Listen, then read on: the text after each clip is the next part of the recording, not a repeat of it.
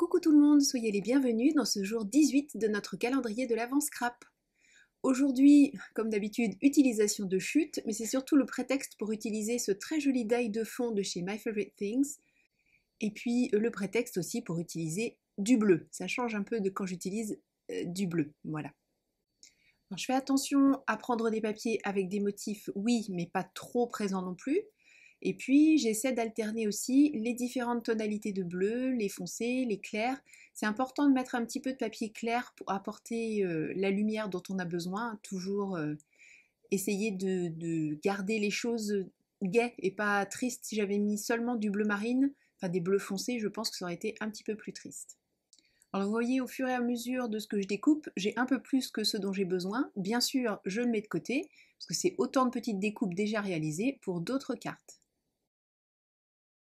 Ça me permet en plus de voir un petit peu où j'en suis au niveau des découpes que j'ai choisies pour la carte qui nous intéresse aujourd'hui. Et je me rends compte là que j'ai trop de bleu foncé, donc je file chercher un bleu plus clair. Et je complète le petit puzzle et je mets de côté toutes les autres découpes. Ça, ce seront des cartes qui seront faites en off. Bien sûr, pour coller tout ça façon puzzle, j'ai besoin de la découpe de base. Je la découpe dans du papier blanc 300 grammes. Volontairement, c'est un papier un petit peu plus épais que le papier que j'ai utilisé pour faire les découpes en bleu. De cette manière, je suis sûre qu'elles seront bien incrustées dans la découpe blanche. Et en plus, ça va donner comme ça des différences de relief, d'épaisseur, et je trouve que c'est plutôt intéressant. Toujours dans du papier 300 grammes, je crée ma base de carte. Je me réfère à la taille de mon die, puisque c'est un die format US, donc c'est un petit peu plus comment on va dire, trapu que nos die à nous. C'est pour ça que je préfère prendre comme base le die, comme ça je suis sûre que ma base de cartes est parfaitement adaptée. Je m'amuse à mettre de la colle sur toutes les petites lignes qui sont sur ce die, comme ça je suis sûre que tout sera bien collé, et je préfère utiliser une colle liquide, ça me laisse un petit peu de temps pour bouger si toutefois je ne suis pas bien centrée. Et après, eh bien c'est comme un puzzle, donc ce que je fais, je mets mon tube de colle bien droit, et je gribouille le fond de la case à remplir. Comme ça, je suis sûre de bien aller sur tous les bords, il y a de la colle partout et c'est l'assurance que toute la surface de ma petite pièce de papier sera bien collée, bien en place et que rien ne bougera, que j'aurai pas de cloque. Bref, que ça fera un joli travail.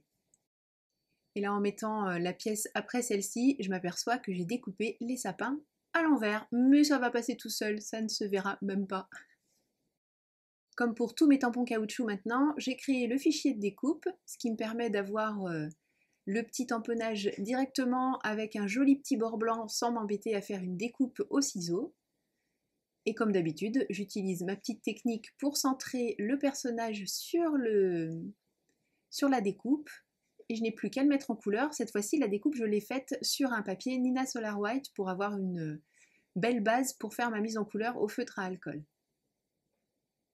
J'ai choisi de reprendre une fois encore les couleurs qui étaient sur l'emballage, mais assez facilement aussi parce que c'est tout à fait ce que j'avais en tête pour ce petit skieur, en tout cas pour cette réalisation, parce que je trouve que le petit côté vintage apporté par le mélange du marron et du bleu est absolument magnifique. J'adore ce mélange.